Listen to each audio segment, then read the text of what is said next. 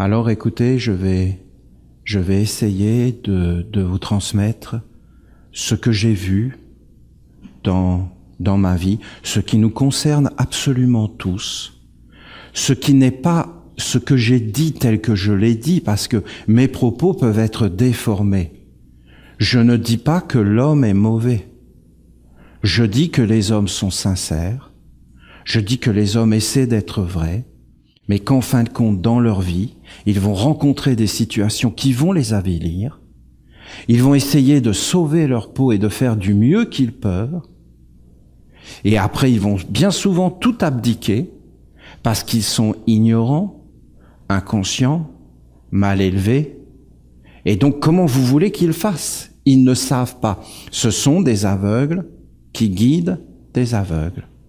Et quand vous regardez les hommes, la vie d'un homme c'est très court, il naît, voilà, il voit qu'il y a des obligations, et il se dit, comment je vais faire pour gagner ma vie? Tiens, je vais être médecin, tiens, je vais être avocat, tiens, je vais être comme ça, je vais être comme ça. Mais à la base, tout ça, c'est des fonctions sacrées.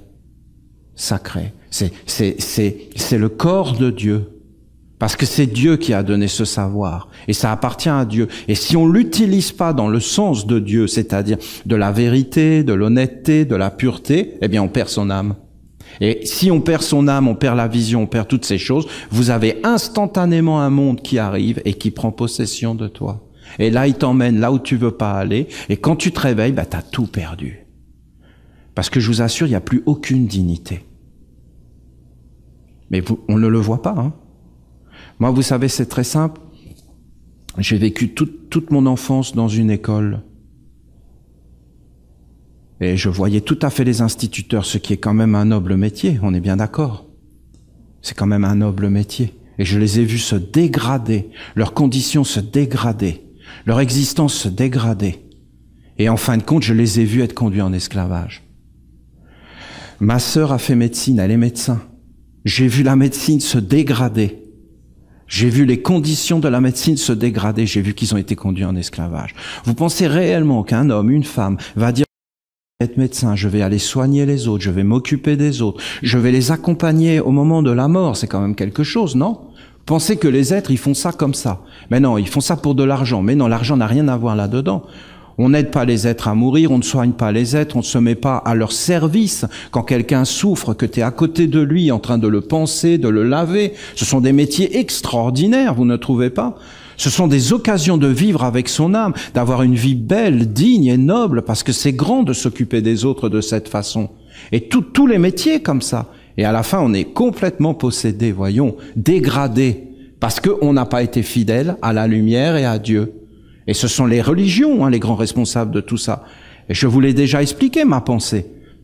Parce que Jésus, il l'a dit. Il a dit, maudits soyez-vous, vous les prêtres, qui aviez les clés, qui non seulement n'êtes pas entrés, mais avez empêché les autres d'entrer. Vous avez fermé les portes. Vous avez laissé tout ça se dégrader. Et alors, mais quelle absurdité, ces religions. Et quel mal ils ont fait. Incroyable. Alors les hommes, au bout d'un moment, ils se sont détournés.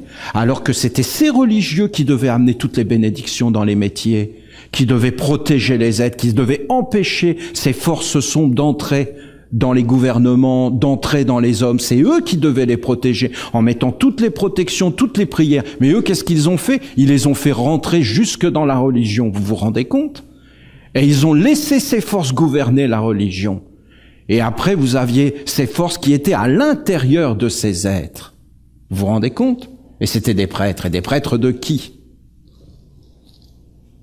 Du Dieu vivant, du Dieu de l'amour, du Dieu de la sagesse, de la connaissance et de toutes ces choses qui devaient bénir. Déjà, entre eux, ils se sont entretués, entre les religions, alors qu'il n'y a qu'un seul Dieu.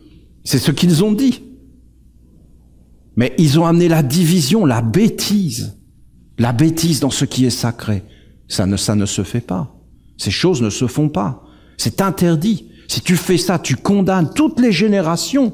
Tu condamnes des milliers d'êtres en dessous de toi. Quand tu as une responsabilité, tu as une responsabilité. Tu as énormément d'êtres qui sont en dessous de toi. Si tu fais n'importe quoi, tous ces êtres vont souffrir. Voyons. Alors c'est une grande lumière. Alors, vous me permettez d'essayer de vous parler en toute simplicité, sans vouloir imposer ma parole. C'est pour une réflexion, vous comprenez? C'est pour une étude. C'est pas du tout une affirmation, ce que je vous dis. C'est une proposition de méditation et d'essayer de comprendre le monde, comment il fonctionne. Après, si vous prenez ma parole comme ça et que vous la laissez comme ça sera pas bon. Mais si vous commencez à vous assembler, à méditer, à réfléchir, à regarder, à peser, à vérifier, à ouvrir vos yeux, à vous servir de ça comme d'un éveil, eh bien vous allez voir que vous allez comprendre beaucoup de choses, que beaucoup de choses s'expliquent et que dans le fond, il n'y a pas vraiment de mal dans cette histoire-là et que c'est juste que ça soit comme ça. Parce que quand quelqu'un fait n'importe quoi de sa vie, c'est juste qu'il va récolter le n'importe quoi. Tu fais n'importe quoi, tu récoltes n'importe quoi. Et tu fais des choses sages, eh bien tu vas récolter la sagesse. C'est les lois basiques de la vie. Tu sèmes ce que tu récoltes. Et tu attires à toi ce que tu es. Donc si tu es n'importe quoi, tu vas finir par attirer le n'importe quoi. C'est évident tout ça pour moi, en tout cas, je sais pas pour vous, mais ça me paraît évident. Alors voilà, j'aimerais vous expliquer le processus, j'aimerais essayer d'entrer dans l'explication d'un processus, ça vous plaît? Je fais comme ça. Alors bien sûr, je vais répéter des choses que j'ai déjà dit parce que c'est le processus de l'instruction, dans le sens que il faut que vous compreniez ce que je fais là. Je ne vous enseigne pas forcément à vous, même si vous êtes là et qu'en fin de compte on est ensemble. Mais moi je fais un travail. Et en fin de compte, j'essaie d'amener un enseignement de cours que par la suite des êtres vont venir, vont étudier ce que j'ai dit, vont peut-être l'améliorer, même c'est certain, vont trouver des aspects que je n'avais pas vus, d'accord? Parce que c'est pas figé, ça n'appartient pas à un homme, ça appartient à la vérité, à la totalité des hommes. Si c'est faux, ça sera rejeté, il n'y a pas de problème. Et si c'est vrai, ça demeurera.